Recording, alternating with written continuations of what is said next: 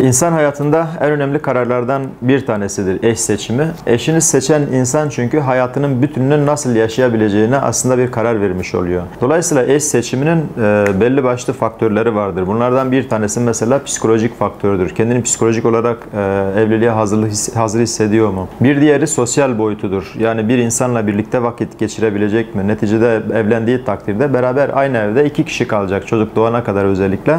Sosyal boyutu çok önemli. Bir diğerine baktığımız zaman yine aslında biyolojik boyutu vardır. Biyolojik olarak hazır mı? Hem biyolojik hem psikolojik hem sosyal yönden acaba o kişi evliliğe gerçekten uygun mu? Yani olgunlaşmış mı? O hazır bulunuşluğu oluşmuş mu? Ona göre dolayısıyla önem arz ediyor. Tabi burada aynı zamanda yapılan hatalardan bir tanesi direkt eş seçerken direkt karşı tarafı kriterlerden geçirerek mesela evlenmek istiyor. Bu da yine aslında yanlış bir durum. Çünkü birinci sırada bu olmaması gerekiyor. İnsan evvela kendinden başlaması lazım.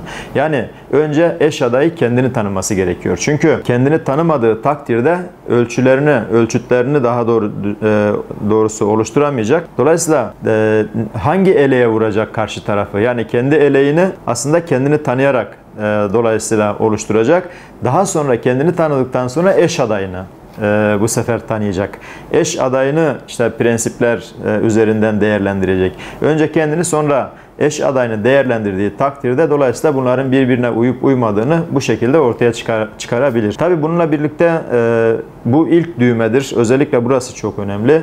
Yani aile içi iletişimden daha önce gelen en kritik, aslında evlilik sürecinde en kritik aslında nokta eş seçim sürecidir. Yani evliliğe hazırlık sürecidir.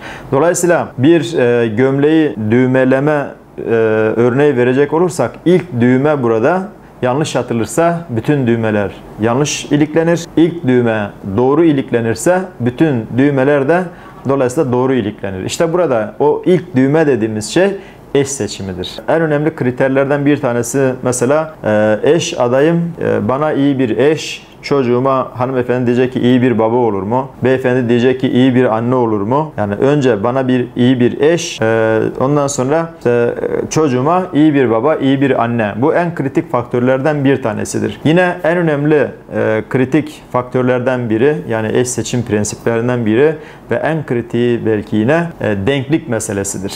Denklik meselesinde önce kişi kadın ve erkek birbirine, örnek veriyorum, sosyal anlamda denk mi? Psikolojik anlamda birbirleriyle bir denklik var mı? Tabii ki asıl mesele manevi anlamda birbirine denklikleri var mı? Dolayısıyla burada bir kısım boşanmaların temelinde de yine aslında bu manevi denklik olmayış yatıyor. Çünkü huzur yoksa dolayısıyla boşanma, önce tabii ki tartışmalar, iletişimsizlik, ardından işte boşanmalara kadar gidebiliyor. En önemli kritik burada belki ortaya çıkan faktör, sonra değiştiririm ne de olsa düşüncesinin yanlışlığı vardır. Yani örnek veriyorum, işte düştükleri hatalardan bir tanesi, işte erkek diyor ki sonra ne de olsa işte kapanır. Ben kapalı işte kadınla evlenmek isterim. Tesettürlü kadınla evlenmek isterim. Ama ne de olsa sonra kapanır. Ya da kız diyor ben sonra kapanırım diyor. Kapanmak isterim diyor. Erkek namaza başlayacağım diyor. Kadının kırmızı çizgilerinden biri odur. Mesela bunlar hep yaşadığımız, karşılaştığımız örnekler. Ama sonrasında yapmıyor. Bu sefer de işte hanımefendi beklentiyi karşılamadığı için evlendiği kişi dolayısıyla orada problem yaşıyor. Yani manevi boşluk bu anlamda ve beklentinin boşa çıkması dolayısıyla birçok problemi beraberinde getiriyor. İletişim problemlerini, yani iletişimsizliği beraberinde getiriyor.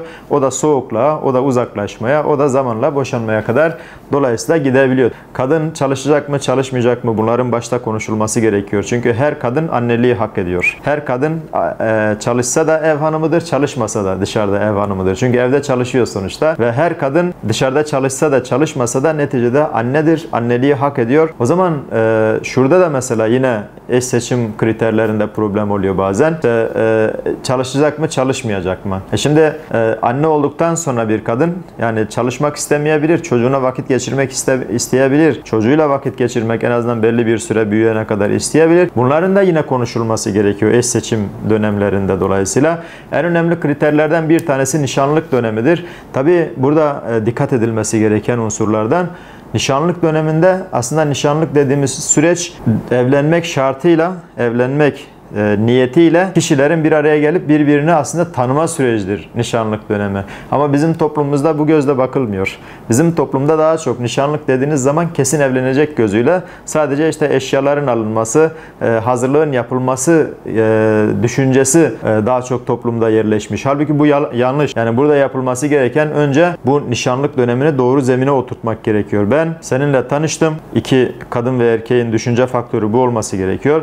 Ben seninle tanıştım. Seninle evlenmem için yeterli kriterleri taşıyor musun, taşımıyor musun? Bunun için benim seni tanıma sürecimdir nişanlık süreci. Eğer ki nişandan bir an, düğünden bir an önce, nikahtan diyeyim daha doğrusu, bir an önce dahi kırmızı çizgiler aşılıyorsa, ayrılmak her zaman boşanmaktan daha az hasar verir. Dolayısıyla eğer kırmızı çizgiler aşılıyorsa, bu süreçte tabii ki nişanlık döneminde veya işte öncesinde, eş seçim kriterlerinde daha doğrusu, o kırmızı çizgiler olmalı. Kırmızı çizgiler benim olmazsa olmazlarımdır. Yani ben asla karşı taraftan hani vazgeçmeyeceğim, onda olması gerektiğini düşündüğüm ya da bende olmasını gerektiğini düşündüğüm, benim asla vazgeçmeyeceğim kırmızı çizgilerim var ve bu kırmızı çizgilerim aşılan durumda ben dolayısıyla o evliliği sürdüremem veya işte nişanlı eş seçim döneminde bu kırmızı çizgiler eğer karşı tarafta yoksa dolayısıyla ben o kişiyle evlenmem. Dolayısıyla bu kırmızı çizgiler eğer karşı tarafta hani varsa zaten evlenmemek. Nişanlık sürecinde ortaya çıkarsa yine evlenmemek, ama o kişiyle evlenmemek yani. Ama eğer ki bu kırmızı çizgiler karşı tarafta hani eğer ihmal edilecek tarzda değilse veya işte onda yoksa, yani bir problem yoksa, dolayısıyla %71 uyum zaten evlilik için yeterlidir. En önemli faktör istişare faktörü. Diğerinin aklını da kullanmaktır. Burada diğeri derken aklı başında, adil ve hikmetle hareket edebilecek kişilere aynı zamanda danışmak gerekiyor. Aşk üzerinden gittiği takdirde, yani duygusal gittiği takdirde sadece kaybedebiliyor. Yani çünkü hisler, duygular yanılır. Aşk insanın gözünü kör, kulağını sağır eder der hadis-i şerifte. Dolayısıyla yanlış karar verebilir. Dış güzelliğine, fiziksel güzelliğine aldanabilir veya mantık evliliği yapacağım derken işte sevemediği, sevemeyeceği bir insanla o şekilde de yapamayabilir.